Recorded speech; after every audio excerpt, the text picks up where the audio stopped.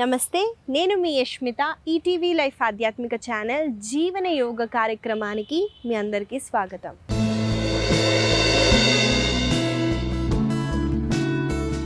ఎలా ఉన్నారండి మీరంతా? నేనైతే చాలా బాగున్నానండి. మీరందరూ కూడా బాగుంటారు, ఎందుకంటే మీరందరూ జీవన యోగాని అలవాటు చేసుకున్నారు కాబట్టి. ఇవాళ మన సాధనాన్ని మొదలు పెట్టే ముందండి, మనందరికీ తెలిసిన విషయం ఏంటంటే అండి, చాలామంది నేను చిన్నప్పటి నుంచి ఇది వింటూ వస్తున్నానండి, డబ్బులున్న వాళ్ళు కూడా సంతోషంగా ఉండరు, వాళ్ళకి ఏదో ఒక లోపం ఉంటూనే ఉంటుంది లైఫ్లో అని వింటూ ఉంటామని. లేని వాళ్ళు లేరని, ఉన్న వాళ్ళు ఉన్నా కూడా ఏదో మనశ్శాంతి లేకపోవటం. ఎంత డబ్బులున్నా, ఎంత ఆస్తున్నా మనశ్శాంతి లేకపోతే వేస్ట్ అండి. మన దగ్గర ఏమీ లేకుండా మనశ్శాంతి ఉన్నా కూడా చాలండి లైఫ్లో. కాబట్టి ఎంత ఆస్తున్నా ఎందుకు సంతోషం లేదు అని నన్ను అడిగితే, చాలామందికి బిర్యానీ అంటే చాలా ఇష్టం అండి. ఈ బిర్యానీలో అన్ని స్పైసెస్, అన్ని మసాలాలు బాగా ఉన్నాయండి, చాలా అద్భుతంగా ఉందండి, కానీ ఉప్పు లేదండి. మీరు తినగలుగుతారా? ఇక్కడ మన దగ్గర ఎంత ఆస్తున్నా, మన దగ్గర ఎంత ఐశ్వర్యం ఉన్నా, మనం ఎంత ఉన్నా కూడా మన నుంచి మనము డిస్కనెక్ట్ అయితే, అంటే మనని మనం కోల్పోతే, ఉప్పు కోల్పోయినట్టే. ఉప్పు లేకపోతే బిర్యానీ ఎలా ఉంటుందో, మనని మనం కోల్పోతే అవన్నీ ఉన్నా కూడా వేస్ట్ అండి. కాబట్టి మనకి మనం కనెక్టెడ్గా ఉండటం చాలా అవసరమండి. మనని మనం కనెక్ట్గా ఉండటానికి యోగా సాధనాలు మనకి చాలా బెనిఫిట్స్ ఉంటాయండి. కాబట్టి ఇలాంటి ఒక పాజిటివ్ నోట్తో మీరందరూ జీవన యోగాని ఫాలో అవుతూ సాధనాన్ని కంటిన్యూ చేస్తారని ఆశిస్తూ, నేనైతే ఆశిస్తున్నానండి, మీరందరూ తప్పకుండా ప్రాక్టీస్ చేయాలి. మనము మన ఆసన సాధనాన్ని మొదలు పెడదాం. ఇవాళ మనం మొదటిగా చేయబోయే ఆసన పేరు పరివృత ఉత్కటాసన. చూసేద్దామండి ఆసన ఎలా చేయాలో. ఈ ఆసన చేయటానికి నేను ఒక వైపున తిరుగుతున్నానండి, రెండు కాళ్ళని జోడిస్తూ తాడాసనాలో నిల్చుందాం. ఇప్పుడు శ్వాసని తీసుకుంటూ రెండు చేతులని ముందుకి స్ట్రెచ్ చేయండి. శ్వాసని వదిలేటప్పుడు సీట్ని వెనక్కి అలాగే కిందికి పుష్ చేస్తూ ఈ పొజిషన్కి వచ్చేయండి. ఇప్పుడు చూడండి, శ్వాసని తీసుకుంటూ నేను కుడి చేతిని కుడి వైపున తీసుకెళ్తూ వెనకాల వైపున చూస్తున్నాను.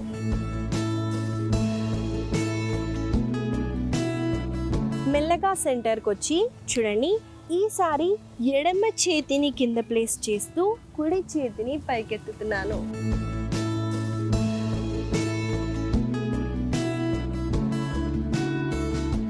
మెల్లగా సెంటర్కి వచ్చి ఈసారి ఆపోజిట్ డైరెక్షన్లో చేస్తాము.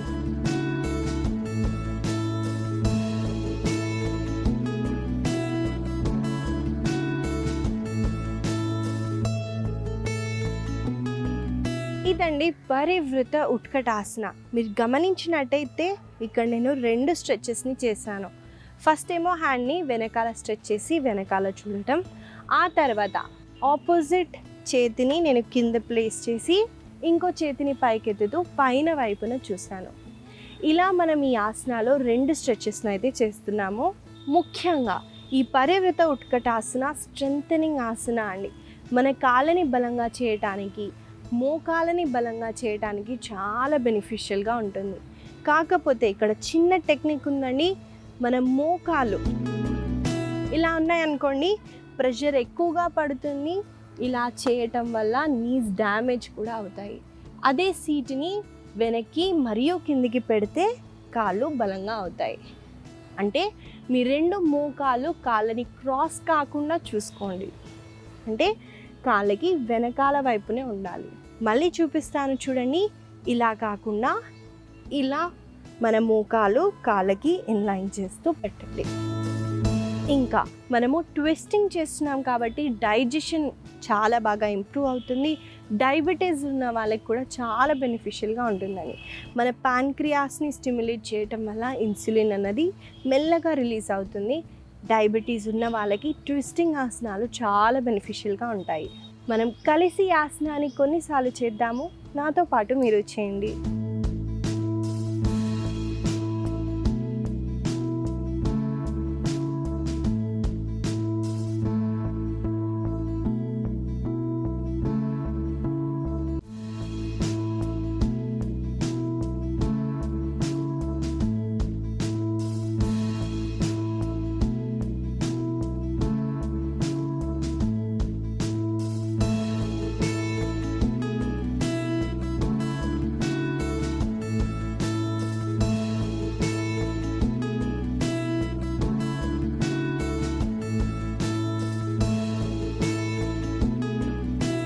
మెల్లగా పైకి రేజ్ అయ్యి ఒక సెకండ్ బ్రేక్ తీసుకొని మళ్ళీ చేయండి.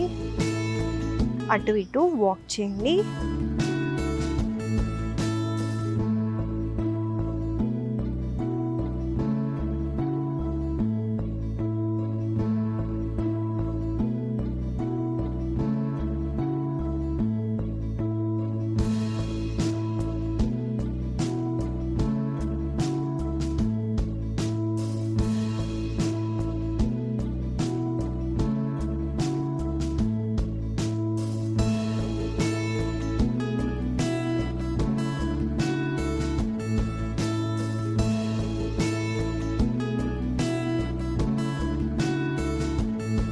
మెల్లగా చేతులని ఆ తర్వాత కాళ్ళని రిలాక్స్ చేయండి.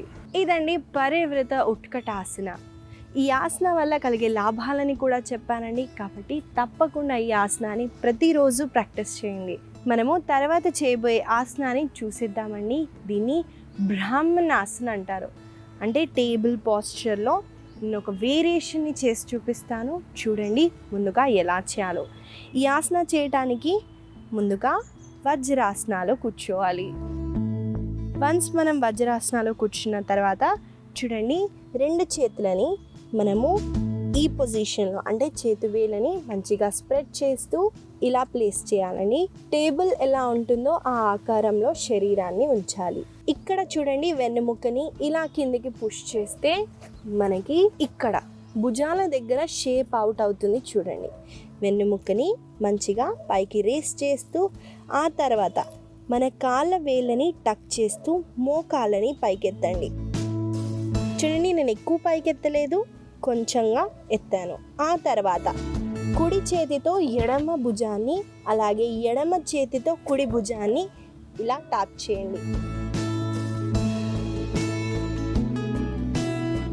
చాలామంది చేసే కామన్ మిస్టేక్ ఏముంటుందంటే అండి, ఈ ప్రాక్టీస్ చేసేటప్పుడు మన పొట్టని మనము లోపల వైపున పుష్ చేస్తూ చేయాలి. అంటే కోర్ని ఎంగేజ్ చేస్తూ చేయాలి.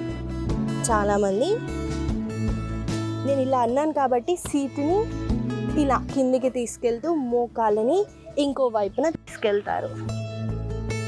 ఇలా చేస్తే ఏ బెనిఫిట్స్ ఉండవండి. కాన్షియస్గా జస్ట్ ఇక్కడే మీ చేతులని టాప్ చేయండి.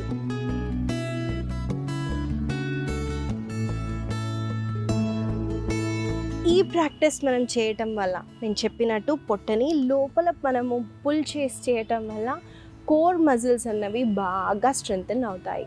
అలాగే హ్యాండ్స్ని మనము ఆపోజిట్గా ఇలా ట్యాప్ చేయటం వల్ల హ్యాండ్ స్ట్రెంగ్త్ కూడా బాగా పెరుగుతుంది. కాబట్టి ఈ ప్రాక్టీస్ని ముందుగా మోకాలని కొంచెం పైకెత్తి కొన్ని క్షణాలు హోల్డ్ చేయండి. కాన్ఫిడెన్స్ ఉంటేనే ఇంకో చేత్తో మనము ట్యాప్ చేయడానికి ట్రై చేయండి. ఆసన చూపించానండి ఎలా చేయాలో. అది చేసే ముందు చిన్న విషయం అని, నేను ఏదున్నా మనము సంతృప్తిగా ఉండటానికి మనకి మనం కనెక్టెడ్గా ఉండాలి అని నేను ముందు చెప్పానండి.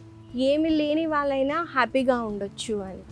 మనకి మనము కనెక్టెడ్గా ఉండటానికి యోగా సాధనాలు ఎలా బెనిఫిట్స్ ఉంటాయో కూడా చెప్పాను. కాకపోతే మన హ్యాపీనెస్ అన్నది మన స్టేట్ ఆఫ్ మైండ్ మీద డిపెండ్ అయి ఉంటుందండి. చాలా మనము ఫోన్లో మీమ్స్లో చూసే ఉంటాము, ర్యాంక్ 1 వచ్చిన వాడు కూడా హ్యాపీగా ఉండడేమో, ర్యాంక్ 3 వచ్చిన వాడు చాలా హ్యాపీగా ఉంటారన్న. అంటే ఫస్ట్ వచ్చినా కూడా ఏదో లోకు ఉంటుంది, థర్డ్ వచ్చినా నేను థర్డ్ వచ్చానని సంతోషంగా ఉన్న మీమ్స్ మనం చాలా చూసుంటామండి.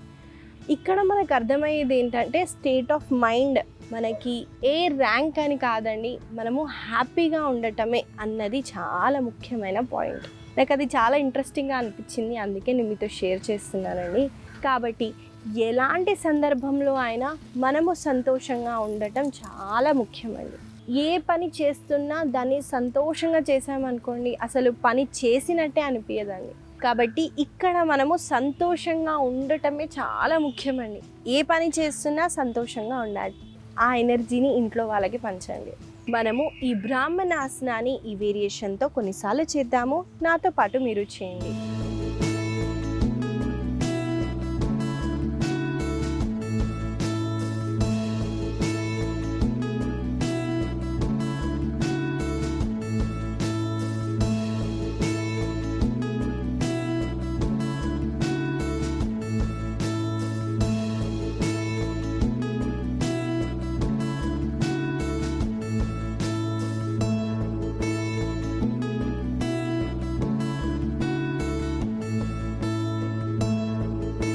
మెల్లగా ఒక సెకండ్ రెస్ట్ ఇచ్చి మళ్ళీ కంటిన్యూ చేయండి.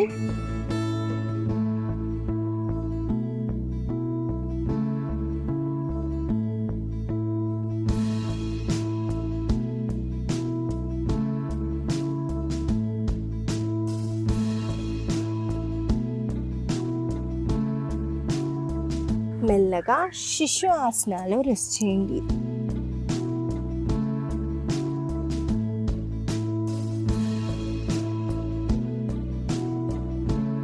శ్వాసని తీసుకుంటూ వజ్రాసనాలు కూర్చొని రిలాక్స్ అవ్వండి.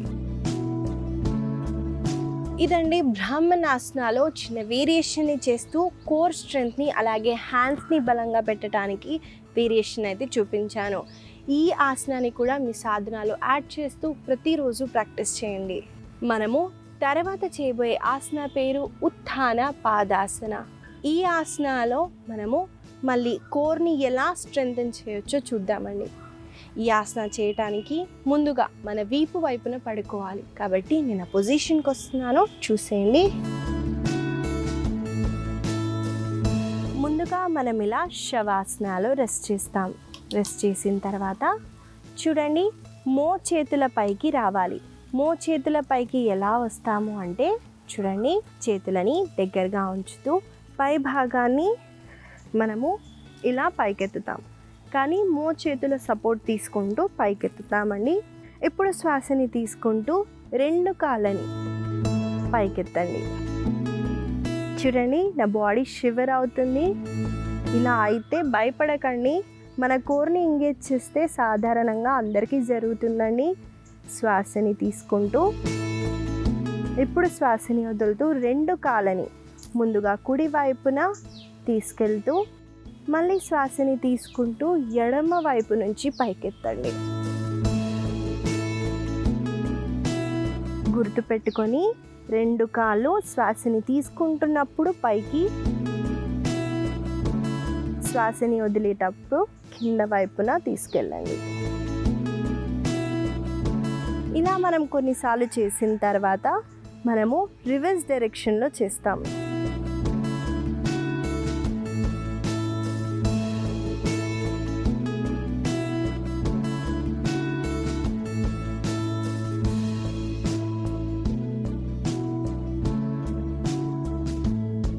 మీకు చేతుల నొప్పున్నా మనము పైకి లిఫ్ట్ చేసి చేయలేకపోయినా జస్ట్ లెగ్స్తో మనము ఈ మూమెంట్ కూడా చేయొచ్చు, ఏం పర్లేదండి.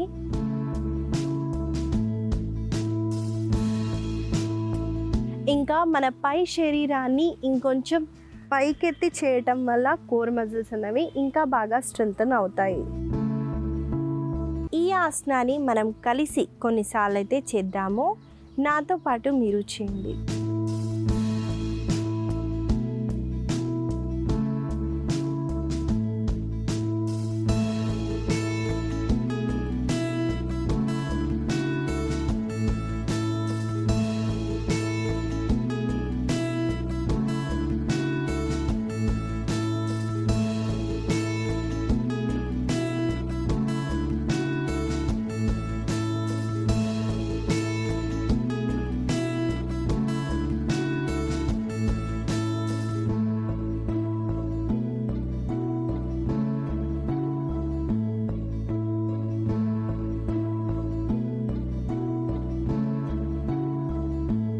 కొంచెం పెయిన్ఫుల్గానే ఉంటుందండి. లెగ్స్ని లిఫ్ట్ చేసి మనము చేయటం వల్ల ఈ మజిల్ స్ట్రెంగ్తన్ అవ్వాలంటే కొంచెం పెయిన్ ఉంటుంది, పర్లేదు, కంటిన్యూ చేయండి.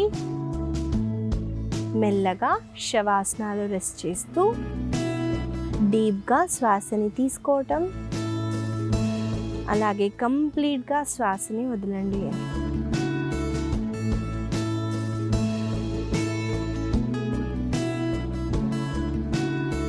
మెల్లగా ఒకవైపున తిరుగుతూ సుఖాసనాలో కూర్చోండి.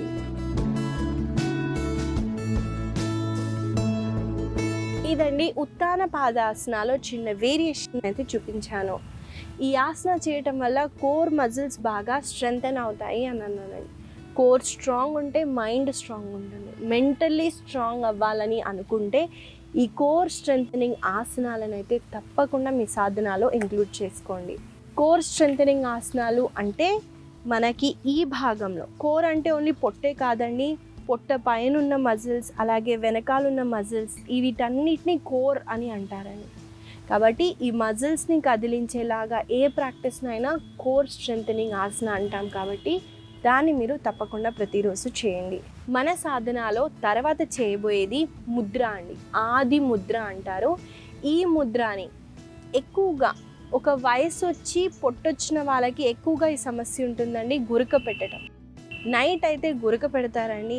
ఇంట్లో ఉన్న వాళ్ళకు కూడా ఇబ్బందిగా ఉంటుంది. పాపం వాళ్ళకు కూడా అనిపిస్తుందండి, అరే నా వల్ల వేరే వాళ్ళు సఫర్ అవుతున్నారు అని.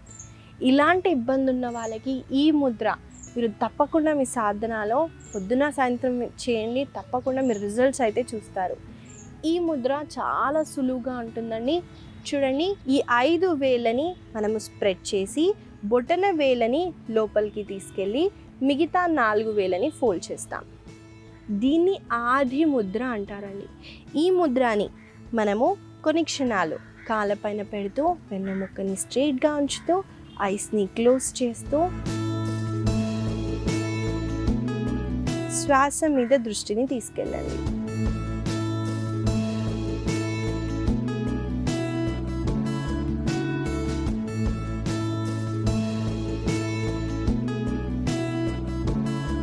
నాతో పాటు మీరు చేయండి.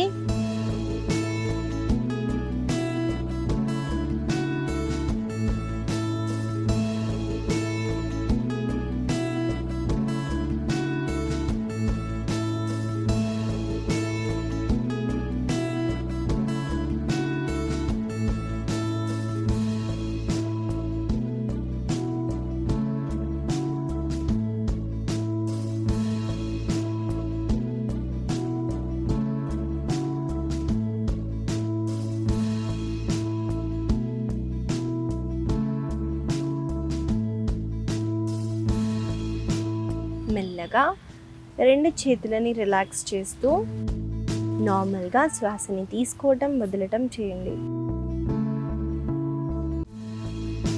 ఇప్పుడు 2 చేతులని దగ్గరగా ఉంచుతూ కళ్ళ పైన పెట్టి మెల్లగా మీ కళ్ళని తెరవండి.